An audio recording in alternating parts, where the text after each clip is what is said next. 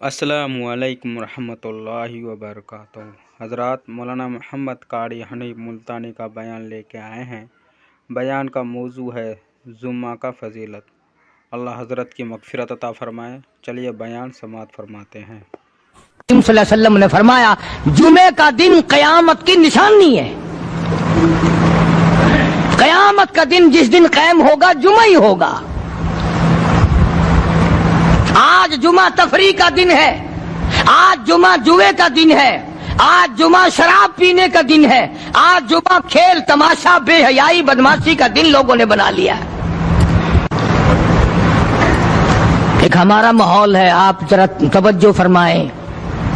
جمعے کے دن فلموں میں رش ہے، جمعے کے دن سینما کے ٹکٹ کا رش ہے، جمعے کے دن VCR بہت زیادہ چلتے ہیں، جمعے کے دن ٹیلی ویژن پہ بڑا رش ہوتا ہے، جمعے کے دن بدماشی ہے، جوا ہے، بے حیائی، زیادہ سے زیادہ بے حیائی جمعے کے دن ہوتی ہے۔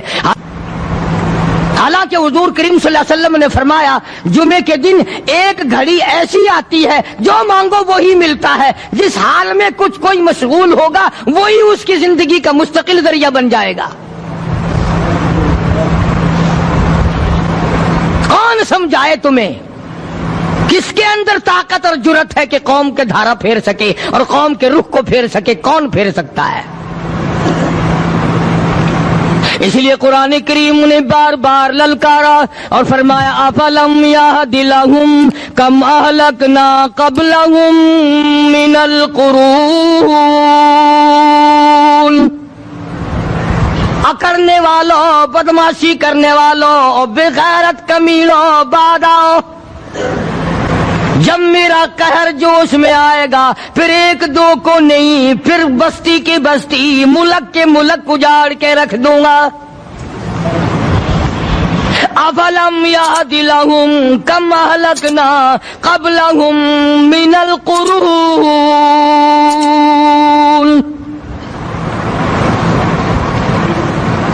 میں نے قرن کے قرن اجاڑ دیے، میں نے روئے زمین کے مالک اجاڑ دیے، میں نے ملکوں کے بادشاہ اجاڑ دیے، میں نے وزیر اعظم اجاڑ دیے، میں نے گورنروں سے بھیک کے ٹکڑے منگوا دیے۔ میں وہ خدا ہوں وتعز من تشاء وتذل من تشاء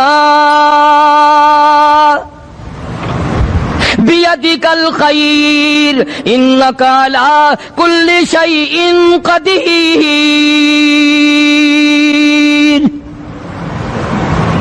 سارا نظام میرے ہاتھ میں ہے۔ تبارک الذی بیدہ الملک، برکتیں میرے پاس ہے، رحمت میرے پاس ہے، خیر میرے پاس ہے، بھلائی میرے پاس ہے، سلامتی کے خزانے میرے پاس ہے، امن کے خزانے میرے پاس ہے۔ وہو علی بیدہ الملک، ملک میں راج میرا، وہو علی کل شیء قدیر۔ ذرے ذرے پہ قبضہ میرا، پتے پتے پہ قبضہ میرا، پہاڑ کے ایک ایک کنکر پہ قبضہ میرا، سمندر کے قطرے قطرے پہ قبضہ میرا۔ تو ہوتا کون ہے اکڑ کرنے والا؟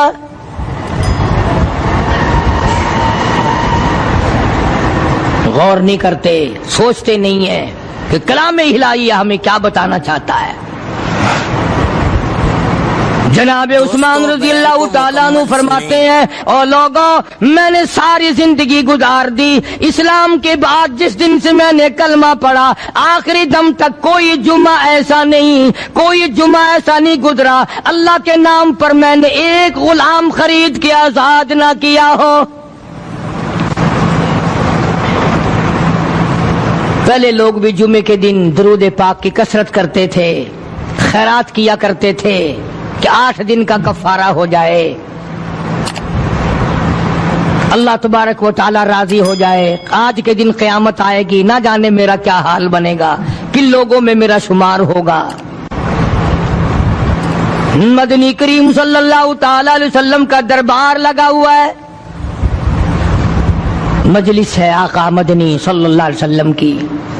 وہ کتنے مقدروں والے جوان تھے جو اپنے محبوب صلی اللہ علیہ وسلم کی مجلس میں بیٹھتے تھے، وہ کتنے خوش بخت اور خوش نصیبے والے لوگ تھے جو اپنے آقا کے سامنے بیٹھتے تھے۔ حضور کریم صلی اللہ علیہ وسلم نے فرمایا مجھے 3 چیزوں سے بڑی محبت ہے، 3 چیزیں بڑی پیاری لگتی ہیں، 3 چیزیں دنیا میں بڑی مرغوب ہیں مجھے۔ فرمایا 1 نماز میری آنکھوں کی ٹھنڈک ہے۔ سرکار کی پسندیدہ بات سنو، فرمایا نماز میری آنکھوں کی ٹھنڈک ہے۔ جو نماز پڑھتا ہے وہ میری آنکھوں کو ٹھنڈا کرتا ہے، جو نماز نہیں پڑھتا کیا مطلب؟ وہ مجھے رنج دیتا ہے۔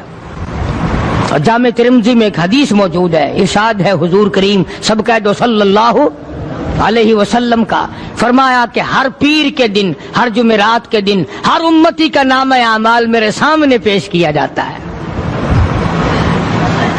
ہر امتی کا اعمال نامہ سرکار کے سامنے کر دیا جاتا ہے، تیرے فلاں امتی کا یہ عمل ہے۔ ذرا مسجد میں بیٹھے ہو، قبلے کی طرف منہ کیے بیٹھے ہو، لوگوں سوچو تو صحیح ہمارے اعمال نامے دیکھ کر آقا کو کتنا رنج ہوتا ہوگا،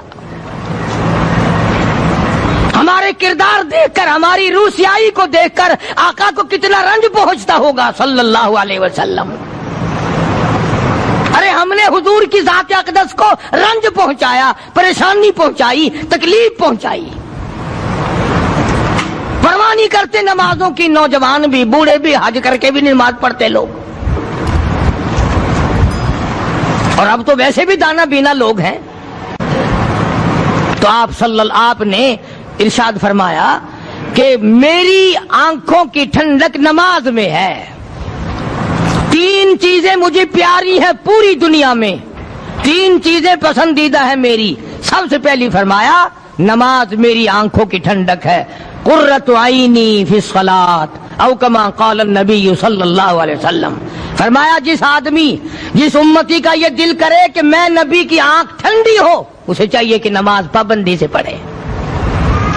دوسرا فرمایا وفادار عورت مجھے بڑی پسند ہے۔ حضور کریم صلی اللہ علیہ وسلم نے فرمایا وفادار عورت، ہائے ہائے ہماری ماؤں سے زیادہ وفادار کون ہوں گی؟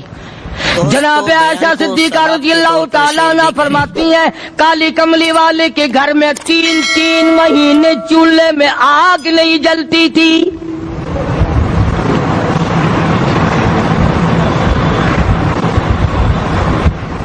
دوسروں کے واسطے ہے سیم و زر و گوہر، اور اپنا یہ حال ہے کہ چولہا ہے بجھا ہوا۔ جناب عائشہ صدیقہ رضی اللہ تعالیٰ عنہ فرماتی ہیں ہمیں 24 گھنٹے میں 1 پانی کا پیالہ اور 1 کھجور کا دانہ ملا کرتا تھا۔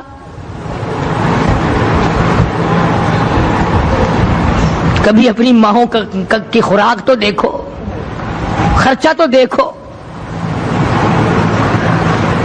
اور اگلی بات سنو تو حیران ہو جاؤ۔ جناب عائشہ صدیقہ رضی اللہ تعالیٰ عنہ فرماتی ہیں اس پیالے اور کھجور کی قدر بھی تب ہوئی جب وہ بھی نہ ملی۔ پیسوں کو برباد کرنے والوں، بے قدری کرنے والوں، ذرا سوچو تو صحیح کہ کیا گھر ہے محمد عربی سب کہہ دو صلی اللہ علیہ وسلم کا۔ اسی گھر سے خیر و برکت ملی صحابہ کرام کو، لیکن دنیا نہ تھی، بلڈنگ نہ تھی، کوٹھی نہ تھی، بنگلہ نہ تھا، چہل پہل نہ تھی۔ اچھا ایک بات اور آج یاد کر کے لے جاؤ، یہ تو مجبوری ہوئی نا، یہ تو ایک مجبوری ہوئی، پریشانی ہوئی، محتاجی ہوئی کہ پانی کا 1 پیالہ اور 1 کھجور کا دانہ ملتا تھا۔ اور اگلی بات سنو تو حیران ہو جاؤ، مجبوری اور چیز ہے، اختیار سے کرنا اور چیز ہے۔ جناب فاروق اعظم رضی اللہ تعالیٰ عنہ کی حکومت ہے، عائشہ صدیقہ رضی اللہ تعالیٰ عنہ کا سال کا خرچہ 12,000 روپیہ بوری میں بھر کر حضرت عمر نے حضرت عائشہ کے گھر پہنچا دیا، لو تمہارا یہ سال کا خرچہ آ گیا۔ سال کا خرچہ حضرت عمر رضی اللہ تعالیٰ عنہ نے جناب عائشہ صدیقہ رضی اللہ تعالیٰ عنہ کے پاس بھیجا۔ اتنا بڑا بورا بھر کر آیا۔ اللہ غنی، بجائے خوش ہونے کے، بجائے مچلنے کے، بجائے فخر کرنے کے اپنی خادمہ سے فرمانے لگی، حضرت عائشہ خادمہ سے فرمانے لگی، میں نے تو اپنے محبوب صلی اللہ علیہ وسلم کے پیٹ پہ پتھر دیکھے، میں نے تو کالی کملی والے کو فاقے کرتے دیکھا۔ خادمہ سے فرمانے لگی، اس بوری کے اور میرے درمیان میں کپڑا لٹکا دے، میری آنکھ دیکھنا گوارا نہیں کرتی، میری آنکھ دیکھنا بھی گوارا نہیں کرتی۔ اس نے کپڑا لٹکا دیا۔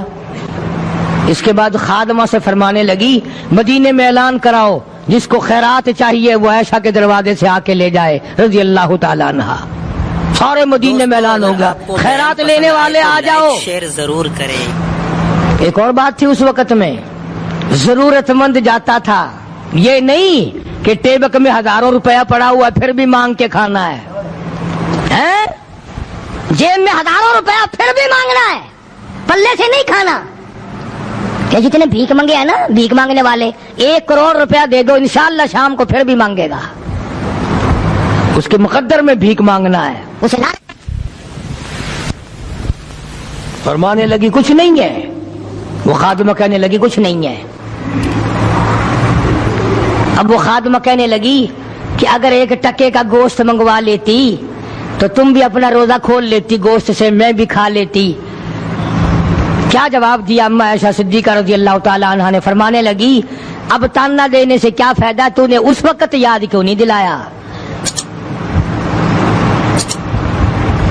اس لیے میں نے یہ واقعہ سنا دیا کہ پہلی بات سن کر کے تو آپ لوگوں کے دل میں بھی یہ بات آئی ہے نا کہ جی مجبوری ہے، چوری تو وہ کرنے سے رہی بیچاری، پریشانی جو ہوئی، غربت جو ہوئی، تنگی جو ہوئی، چلو پانی کا پیالے پہ گزر کیا۔ اور نہیں، یہ حضرات اختیاری بھی فاقہ کرتے تھے۔ اب 12,000 آیا اور افطار کرنے کے لیے چھچھوارا ہے، کھجور بھی نہیں۔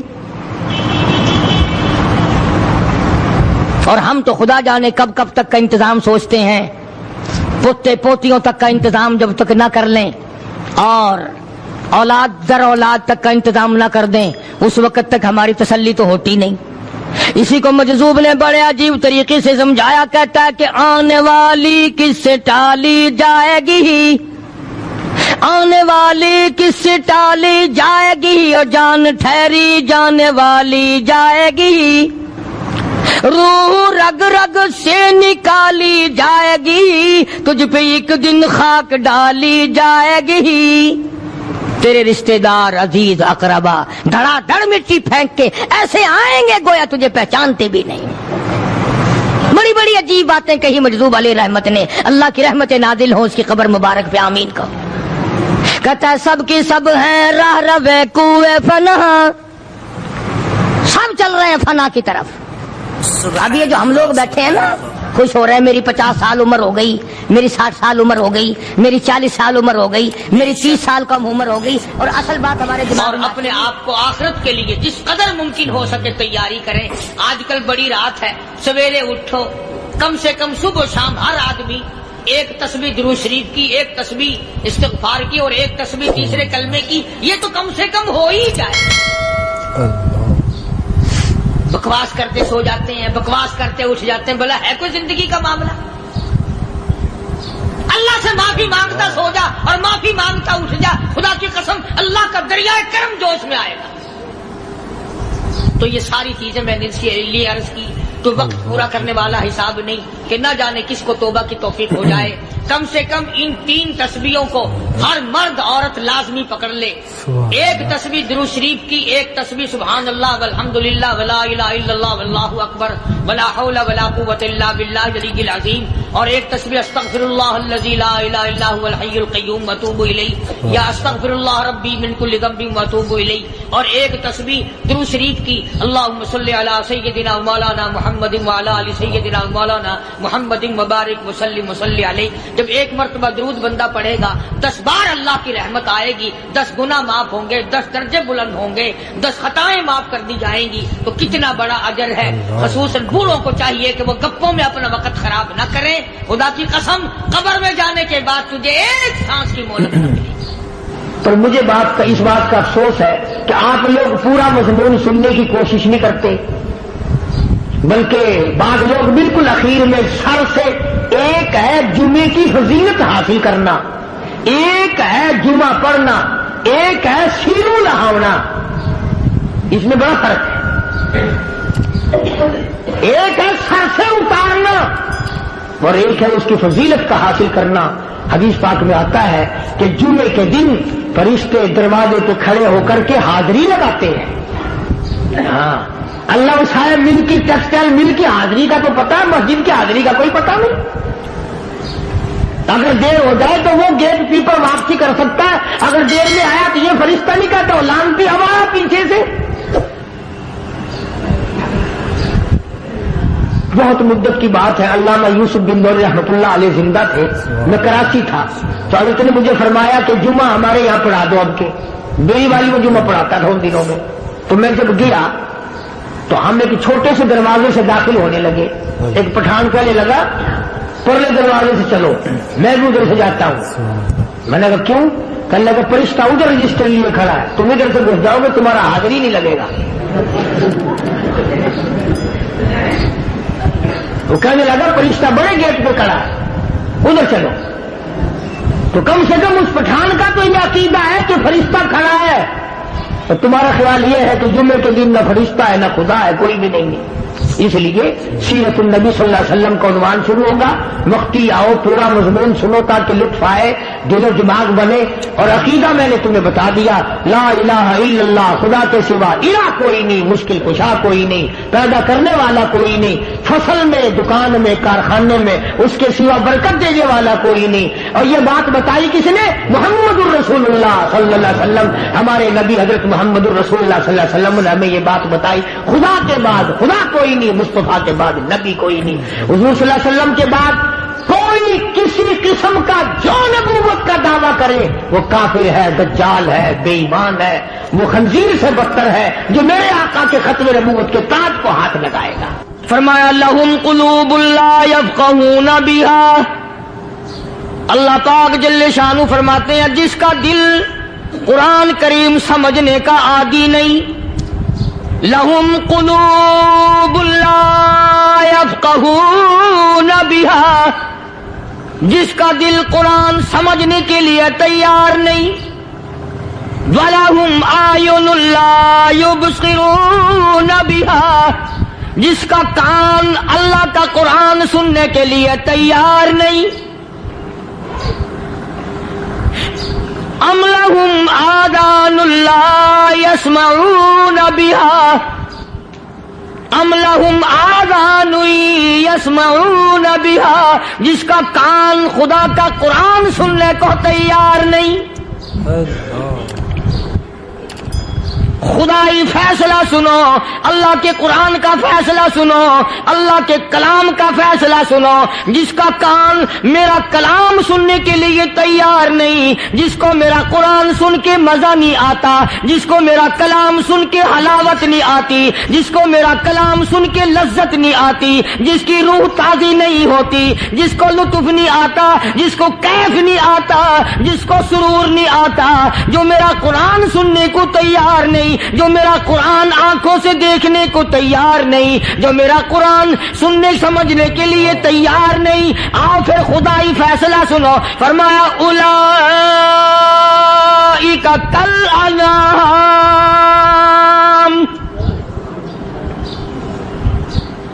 میرا فیصلہ نہیں، کسی پارٹی کا فیصلہ نہیں، کسی فرقے کا نہیں، کسی طبقے کا نہیں، کسی جماعت کا نہیں۔ فرمایا اولئک الانعام، پیدا کرنے والا مالک و خالق کہتا ہے مجھے اپنی کبریائی کی قسم یہ سارے جانور ہیں،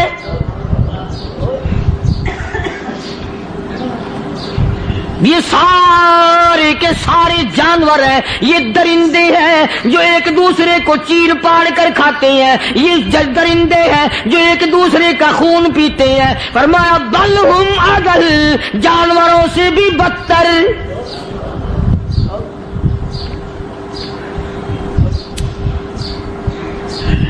جس کے دل میں قرآن سن کر ترس نہیں، جس دل میں رحم نہیں، اپنے سے کمزور دیکھ کر جس کے دل میں شفقت نہیں، مہربانی کا مادہ نہیں، فرمایا وہ کوئی بندہ ہے، وہ تو جانور ہے. اور خدا قسم میں آ گیا، فرمایا بل ہم اضل، اس سے بھی بدتر. اللہ والے جو ہیں وہ ان خصلتوں کو دور کراتے ہیں، اور وہ آدمی کے مزاج اور دل میں سے ایسی چیزیں نکالتے ہیں جو اس کی بربادی کا ذریعہ بنتا ہے. دل کی بیماریوں کا کسی کو فکر نہیں. بخار ہو جائے، آپ چڑھ جائے، آپ کو پتہ چل جاتا ہے. نزلہ ہو جائے، آپ کو پتہ چل جاتا ہے. کھانسی ہو جائے، پتہ چل جاتا ہے. دل کی بیماریوں کا کیا پتہ چلے؟ صحابہ کرام رضوان اللہ تعالی علیہ مجمعین کی جماعت کے اللہ پاک کے محبوب حضرت محمد الرسول اللہ صلی اللہ تعالی علیہ وسلم نے دلوں کی صفائی کی. پہلے لوگ جھونپڑیوں میں، کچے کوٹھوں میں رہتے تھے، نہ اتنی صفائی تھی، نہ اتنی ترقی تھی.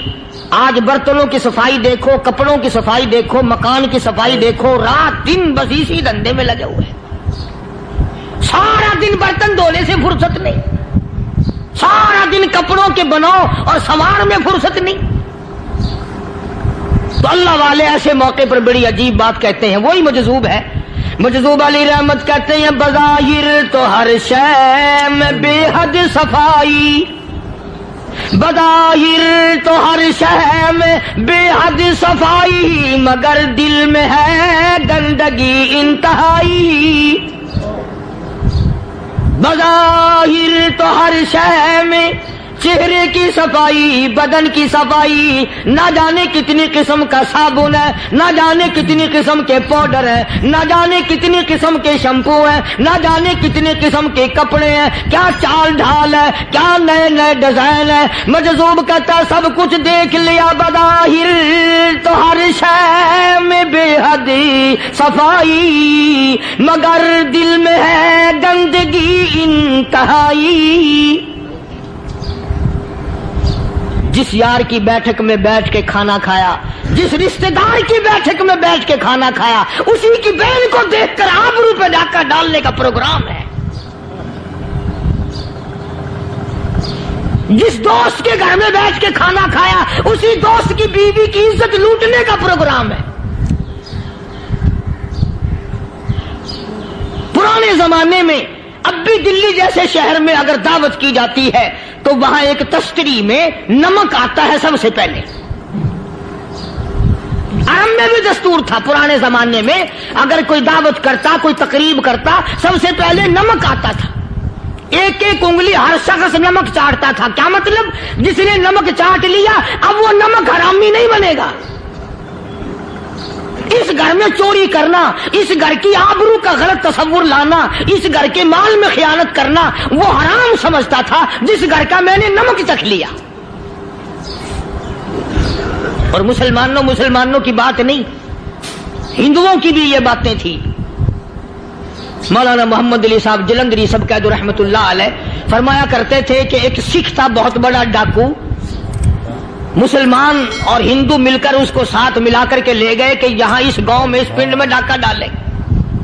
سفر کر کے گئے، تکلیف اٹھا کے گئے. اس سکھ ڈاکو نے پوچھ لیا کہ یہ کون سا گاؤں ہے کہ یہ فلانا ہے. اچھا سارے کے سارے یہ تلاش کرو، یہ سوچ بچار کرو، اپنے پنڈ کی، اپنے علاقے کی، کسی مسلمان کی، کسی ہندو کی، کسی سکھ کی، کسی چوڑے چمار کی اس گاؤں میں لڑکی تو نہیں؟ ہمارے یہاں سے کوئی لڑکی تو شادی ہو کے یہاں نہیں آئی ہوئی. ان ساروں میں سے کہنے لگا کہ ہمارے بھنگی کی لڑکی جمعدار کی یہاں آئی ہوئی ہے. کہنے لگا واپس چلو، بیٹی بیٹی ہے، چاہے بھنگی کی ہو یا نواب کی ہو. ارے کل بیٹی کا ڈولا دیا تھا، آج ڈاکہ ڈالیں گے، شرم نہیں آئے گی؟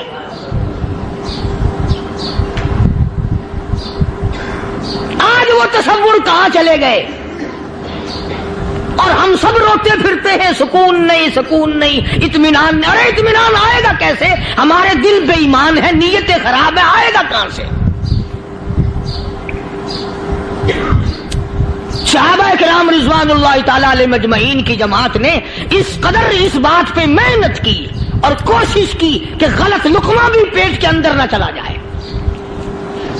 चुनाचे मैं अल-ऐलान कहता हूं 1,29,000 सहाबा करام काली कमली वाले के दीवाने और परवाने, हुजूर के यार जानिसार, हुजूर के साथ फाका खाने वाले, फाकों मरने वाले, पत्थर खाने वाले, अपने बच्चों के टुकड़े होते हुए देखकर ला इलाहा इल्लल्लाह मुहम्मदुर रसूलुल्लाह की सदा बुलंद करने वाले सहाबा किराम का ये हाल था।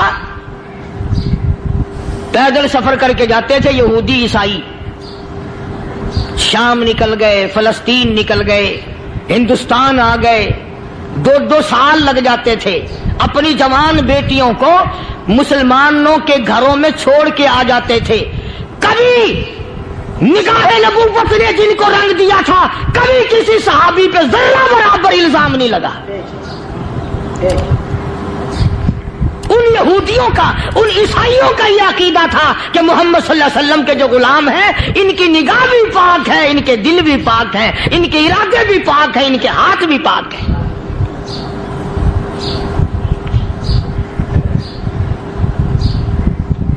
मिस्र के गवर्नर ने, मिस्र के जनरल कर्नल ने खत लिखा सैयदना फारूक आजम रजी अल्लाह ताला अन्हु की खिदमत में। दौरे खिलाफत है हजरत फारूक आजम का। क्या खत लिखा कि हुजूर मुझे काफी वक्त गुजर गया है और फला इलाके में आपके हुक्म से हमने जाना है और रास्ता सिर्फ एक है और उस रास्ते में जाल बिछा दिया गया। अब मुझे मशवरा दे, मैं क्या करूं, हुक्म दे मुझे। जाल क्या बिछा दिया गया कि हमें पता चल गया है ईसाइयों ने प्रोग्राम बनाया, सैकड़ों लड़कियां तलाश कर करके बड़ी खूबसूरत हसीना इकट्ठी की हैं, उनको गाने बजाने की ट्रेनिंग दी है, उनको अच्छी अच्छी आवाजों वाली लड़कियां ढूंढ के लाए हैं और उन्होंने ये प्रोग्राम बनाया कि जब मुसलमानों की फौज इस गली से गुजरेगी, इन कोठों के ऊपर चढ़ के गाना बजाना करेंगे ताकि उनके दिल में बदमाशी आए और उनका बेड़ा गर्क हो।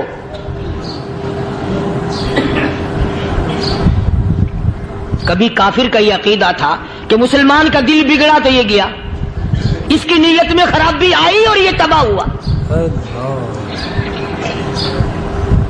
जनाबे फारूक आज़म रज़ियल्लाहु ताला अन्हु ने उसे ये खत नहीं लिखा कि तू कुरान पढ़ा कर, तू नफिल पढ़ा कर। अमीर अल-मोमिनीन खलीफतुल मुस्लिमीन सैयदना फारूक आज़म रज़ियल्लाहु ताला अन्हु ने अपने जनरल कर्नल को खत लिखा कि इसमें लंबी चौड़ी फिक्र की कोई बात नहीं, इसमें कोई परेशानी वाली बात नहीं, कोई सोचो विचार वाली बात नहीं। सारे तेरी फौज में, तेरी कमान में मुसलमान है, सबको इकट्ठा कर ले, सारों को इकट्ठा करके कुरान करीम के सूरत नूर की 2 आयतें सुना दे।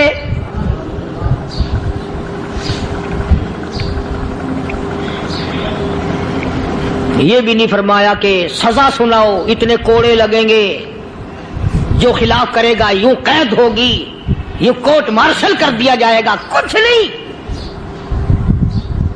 जनाबे फारूक आज़म रज़ियल्लाहु ताला अन्हु की राय देखो, उनके ख्याल में कुरान करीम में इतनी बड़ी ताकत है, इतनी बड़ी अजमत है, इतनी बड़ी करामत है, कलाम इलाही में इतना बड़ा शरफ है। ऐलान कर दिया, फरमाया अपने कर्नल को सारी फौज को, लश्कर को इकट्ठा करके कुरान करीम की फुला फुला आयत सुना दे।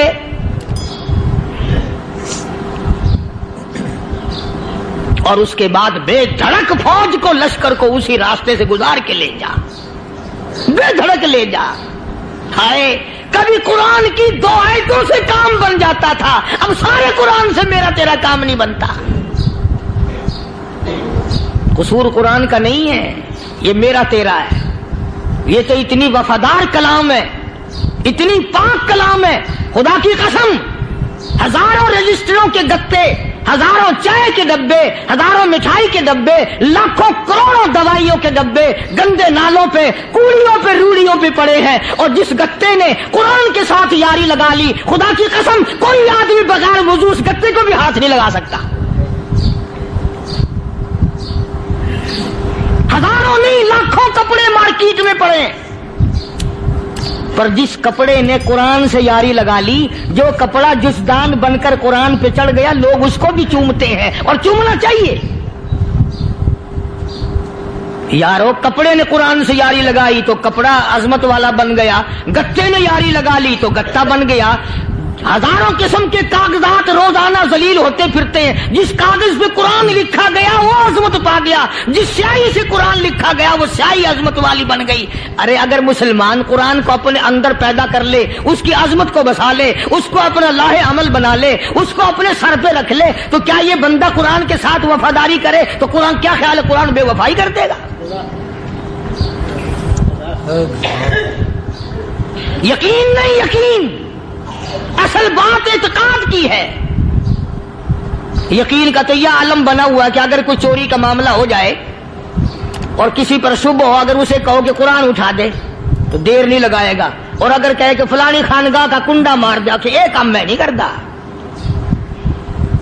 خانگاہ کے کنڈے پہ ایمان ہے، قرآن پہ ایمان نہیں۔ اس پر یقین ہے کہ پیر اندھا کر دے گا، اور یہاں یقین نہیں کہ جس خدا نے پیدا کیا اگر میں نے جھوٹا قرآن اٹھایا تو وہ برباد کر دے گا۔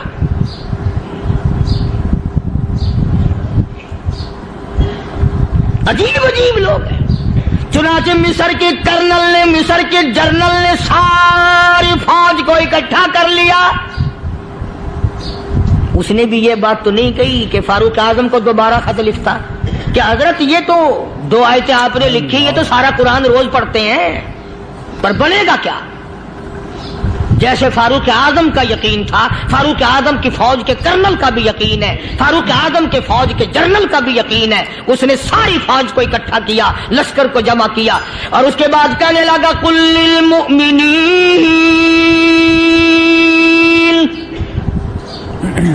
یغضوا من ابصارکم ویحفظوا فروجہم ذالک ازکی لہم ان اللہ خبیر بما یصنعون۔ او لوگوں، خدا تمہیں کہتا ہے اپنی آنکھوں کی حفاظت کرو، اگر تمہاری نظریں غلط جگہ پڑی اپنی عزت کی حفاظت کرو، اپنی آبرو کی حفاظت کرو۔ اگر غلط نظریں پڑی، غلط استعمال ہوئی، ان اللہ خبیر بما یصنعون،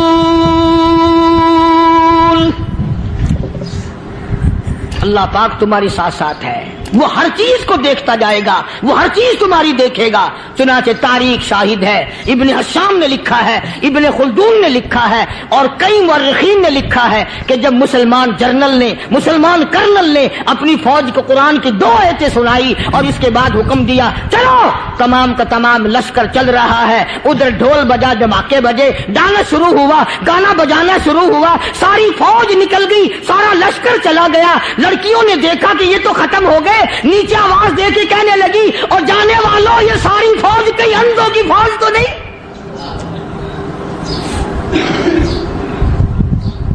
یہ حسن کا نظارہ اور یہ ڈانس اور یہ آواز، ہم ناچ ناچ کے تھک گئی، کوئی سر نہیں اٹھاتا۔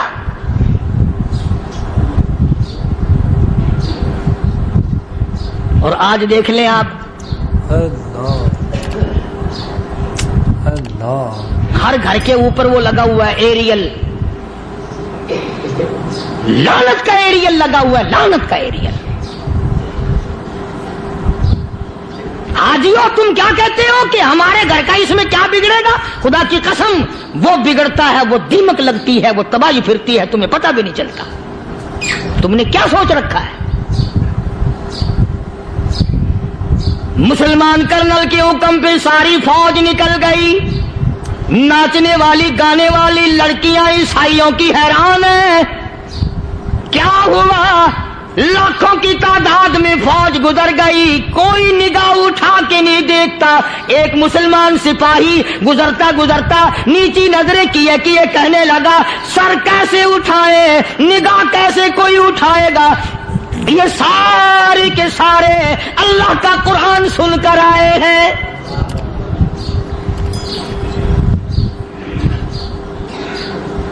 کیسے کوئی نگاہ اٹھائے گا؟ کیسے کوئی سر کو اٹھائے گا؟ یہ سارے کے سارے اللہ کا قرآن سن کر آئے ہیں، ان کا عمل ہوا نا قرآن پہ۔ ان کے عمل کا کتنا بڑا اثر پڑا. مورخین نے لکھا, ابن ہشام لکھتا ہے, عیسائی لڑکیوں نے چھلانگیں لگا دی, کوٹھی سے نیچے آ گئی, کہنے لگی عام مسلمانوں وہ قرآن ہمیں بھی سنا کے جاؤ جس میں اتنی اسپرٹ ہے, اتنی طاقت ہے, جو حسن کے نظارے سے روک دے, جو گانے بجانے سے روک دے. یہ تو آدمی کے دل کا سکون ہے, نہ گانا سنتے ہو نہ حسن کا نظارہ کرتے ہو, جاتے والے یوں نہ جاؤ, ہمیں بھی وہ قرآن سنا کے جاؤ.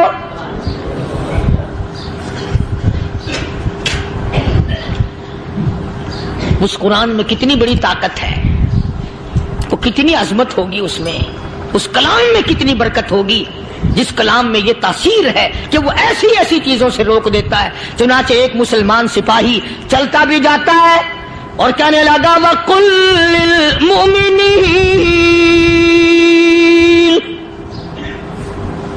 وَقُلْ لِلْمُؤْمِنِينَ, قرآن کی آیت پڑھ کے سنائی. سینکڑوں نہیں بے شمار لڑکیاں ایک مسلمان کی زبان سے اللہ کا قرآن سن کے کہنے لگی, اور جانے والوں چھوڑ کے نہ جاؤ, ہمیں بھی کلمہ پڑھاؤ.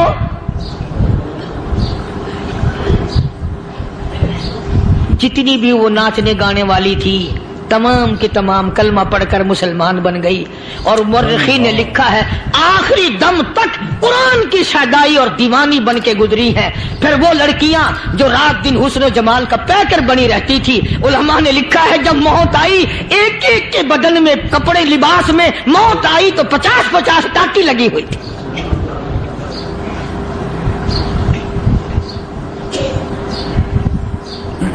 بظاہر تو آج بھی بڑی جھاڑا پونجی ہے, بڑی صفائی ہے, بڑی دوڑ دھوپ ہے.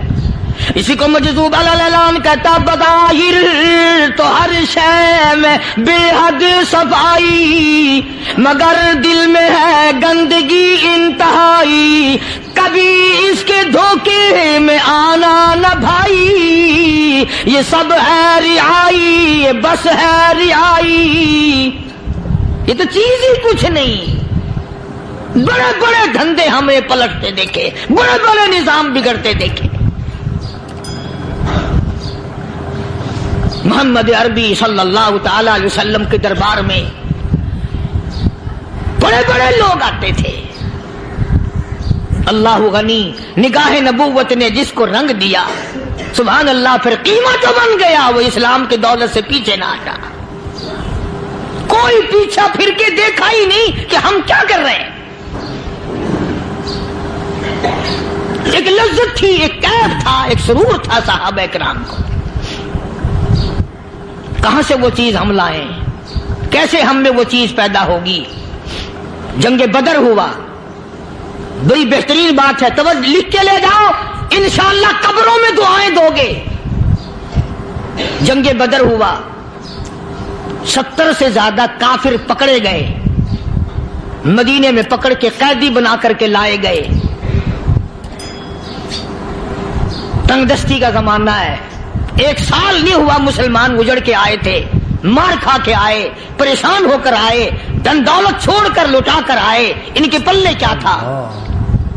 شام کا وقت ہوا, مدنی کریم صلی اللہ تعالی علیہ وسلم نے مسجد کے دروازے میں کھڑے ہو کر اعلان فرما دیا, کون ہے, کون ہے جو میرے مہمانوں کو کھانا کھلائے. اور وہ مہمان کوئی شہنشاہ تھے, ہیں بھی کافر, ہیں بھی اسلام کے دشمن, آئے بھی صحابہ کرام کو مارنے, میدان جنگ سے پکڑ کے لائے گئے, جنگی قیدی ہیں.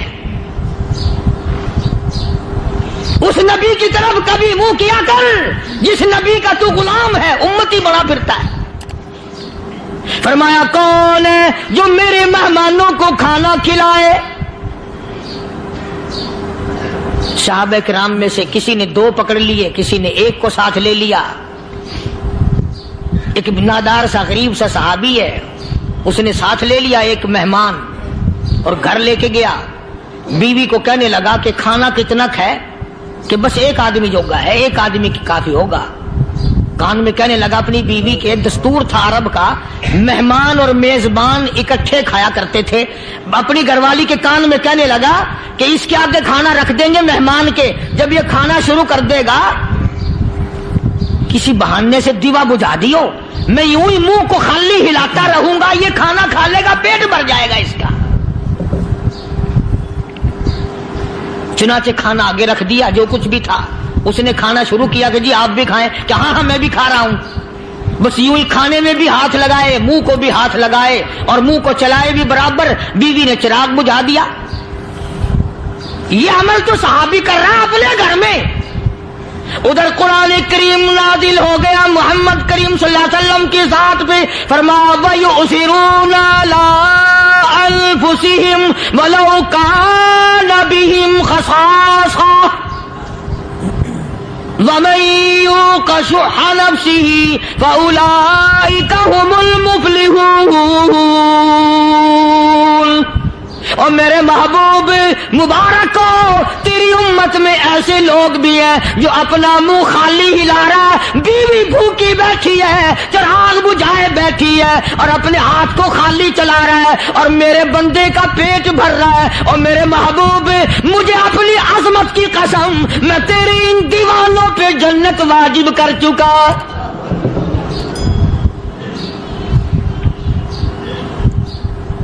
اب حضور صلی اللہ علیہ وسلم نے تو ان کو نہیں سکھایا تھا کہ تو جا کے ایسا کرنا، قدرتی مزاج ایسا بنا دیا تھا۔ ایک اور موقع آیا مدینے پاک میں، جنگی قیدی اور جگہ سے اسی طرح سے آئے،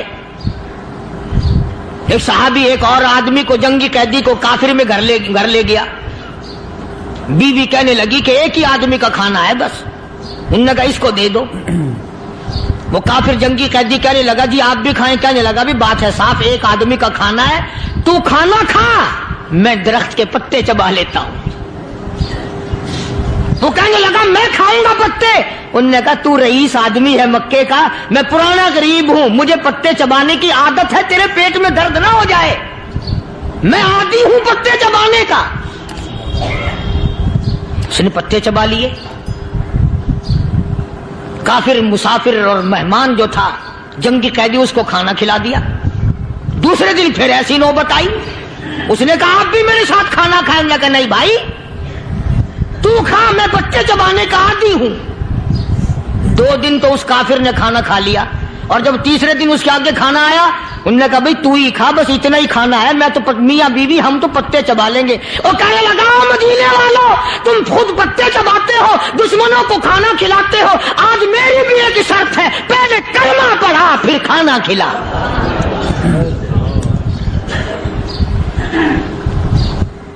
آج میری بھی ایک شرط ہے۔ 2 دن کے عمل نے کفر کو مٹا دیا، اسلام چمک گیا۔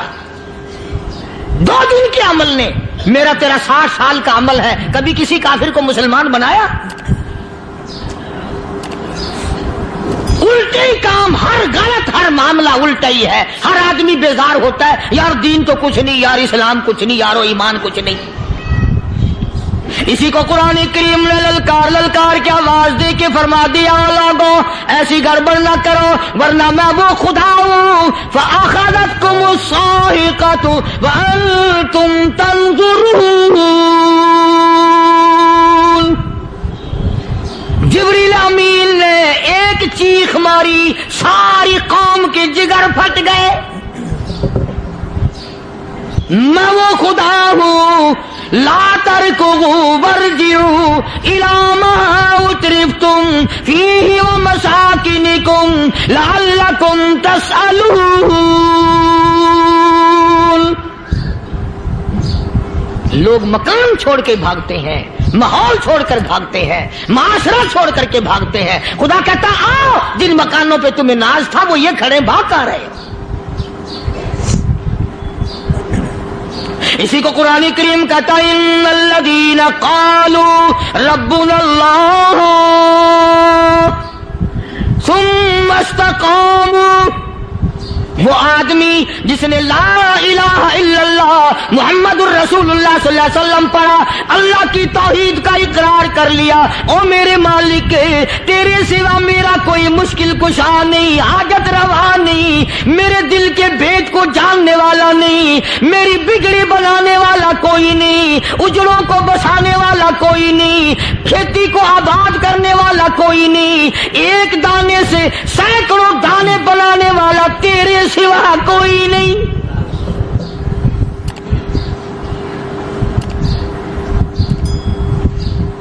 کھیتوں میں جاؤ، کبھی یہ تو سوچو کہ دنیا میں حکومتوں نے کتنے مل لگا رکھے ہیں، چینی کے شکر کے کتنے مل ہیں، کتنے ڈیپو ہیں، پھر بھی قلت ہو جاتی ہے۔ اور یہ اللہ میاں نے کتنا میٹھا کیلے میں، سنترے میں، مالٹے میں، انگور میں، سیب میں، کبھی یہ بھی سنا کہ اللہ میاں کا شوگر مل فلاں علاقے میں لگا ہوا ہے؟ کبھی یہ تو دیکھو کہ یہ قدرت کاملہ کے سوا اور کون پیدا کر رہا ہے؟ فرمایا جس نے اللہ کی توحید کا اقرار کر لیا، محمد عربی صلی اللہ علیہ وسلم کی ختم نبوت کا اقرار کر لیا، خدا کے بعد خدا کوئی نہیں، مصطفیٰ کے بعد نبی کوئی نہیں۔ پھر قرآن نے شرط لگائی ثم استقاموا، پھر اس پر جمع رہے، ڈٹا رہے، یوں نہیں کہ کبھی ادھر لڑک گیا کبھی ادھر لڑک گیا۔ لوگ تو بدل جاتے ہیں، لوگوں کا کیا ہے؟ پچھلے سال کی بات ہے، یہی مغرب کی نماز کے بعد گرمی کے موسم میں یہاں بیٹھا ہوا تھا، باہر آ گئے شہر کے وہ آدمی، وہ کہنے لگے جی ایک کام آئے ہیں۔ میں نے کہا کیا؟ کہ 25,000 روپے چوری ہو گیا ہمارا، بتاؤ ہمیں۔ میں نے کہا بھی مجھے کیا پتا؟ انہوں نے کہا نہیں سارا شہر کہتا ہے کہ قاری نہیں بتا دیتا ہے۔ میں نے کہا اچھا یہ یوں نہیں جانے کا؟ میں نے کہا پھر آدھے لوں گا۔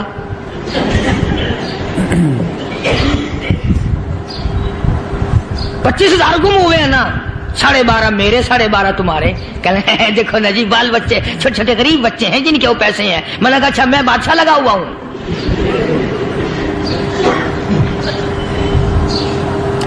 انہوں نے کہا جی سودا مہنگا۔ میں نے کہا پھر کہیں اور چلے جاؤ۔ جتنا میں نے سمجھایا نہیں ماننا کہ اگر ہمیں یوں پتہ چل جائے مولویوں کو ولیوں کو تو پھر یہ لاکھوں کروڑوں پولیس والے رکھنے کی ضرورت ہے بھلا؟ اتنی بڑی فوج کا رکھ کر کیا کریں گے ہم؟ اربوں روپیہ فوج کا خرچہ ہے، 2 ولی، ایک ولی کو اس بارڈر پہ بٹھا دیں گے، ایک ولی کو اس بارڈر پہ بٹھا دیں گے،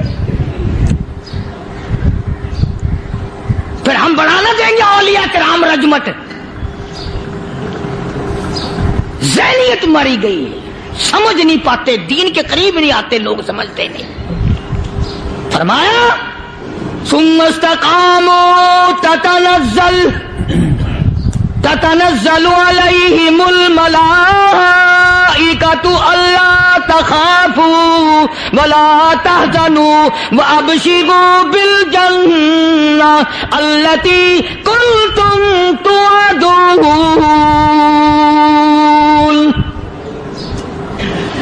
قرآن کہتا ہے ادھر ولی کی موت آتی ہے، ایسا آدمی جو اپنے کلمے پہ جمع رہے، شرک و بدعت کی لعنت سے بچے، کفر و نفاق سے بچے۔ ادھر موت آتی ہے، ادھر فرشتے کہتے ہیں گھبرانا، غم نہ کر، بہشت کے دروازے تیرے لیے سارے کھلے ہوئے۔ اللہ وَلَكُمْ فِيهَا مَا تَشْتَهِي أَنفُسُكُمْ وَلَكُمْ فِيهَا مَا تَدَّعُونَ۔ فرمایا ہم تمہاری ہر اس تمنا کو پورا کریں گے، ہر اس آرزو کو پورا کریں گے، جو مانگو گے وہی ملے گا، جو کہو گے وہی دیا جائے گا۔ نحن اولیاؤکم فی الحیات الدنیا وفی الآخرہ، ہم دنیا میں بھی تمہارے کارساز ہیں، ہم آخرت میں بھی تمہارے کارساز ہیں، ہم دنیا میں بھی تمہارے دوست ہیں، آخرت میں بھی تمہارے دوست ہیں، اور خدا کے یہاں وہ انعام ملے گا۔ اللہ غنی، رائی کے دانے کے برابر نیکی کی ہوگی، جب پہاڑوں کے برابر ثواب ملے گا تو آدمی حیران ہوگا، یا اللہ تیرے جیسا بینک تو کسی کا بھی نہیں۔ رائی کا دانہ لے کر پہاڑ واپس کر دیا، مالک نے نجات کا ذریعہ بنا دیا۔ فرمایا نزلا من غفور رحیم، یہ مہمانی ہے پروردگار عالم کی طرف سے۔ قرآن اعلان کر کر کے کہتا وبالاسحار هم یستغفرون۔ اللہ پاک فرماتے ہیں میرے بندوں کی نشانی یہ ہے کہ وہ آخری رات میں بڑے ویلے سحری کے وقت اٹھ کر استغفار کرتے ہیں، اللہ کے حضور میں معافی مانگتے ہیں، روتے ہیں، عاجزی کرتے ہیں۔ کہتا کہ ایک تڑپ سی دل میں امنگتی ہے، ایک درد جگر میں ہوتا ہے، ایک تڑپ سی دل میں امنگتی ہے، ایک درد جگر میں ہوتا ہے، ہم رات کو رویا کرتے ہیں جب سارا عالم سوتا ہے۔ سب لوگ سوئے ہوئے ہوں اور اللہ کا دروازہ کھٹکھٹا، اندھیرے میں مالک کائنات کے سامنے جھولی پھیلا، اپنی بگڑی کا سوال کر، اپنی مشکلات اس مالک کے سامنے پیش کر جو سارے جہان کا خالق و مالک ہے۔ عقیدہ بھی بناؤ، اعمال بھی بدلو، مزاج بدلو، طبیعتوں میں انقلاب لاؤ، اور لوگوں ان گھروں کو مسلمانوں والے گھر بناؤ۔ تم برا مان کے جاؤ یا بھلا مان کے جاؤ، میں اپنے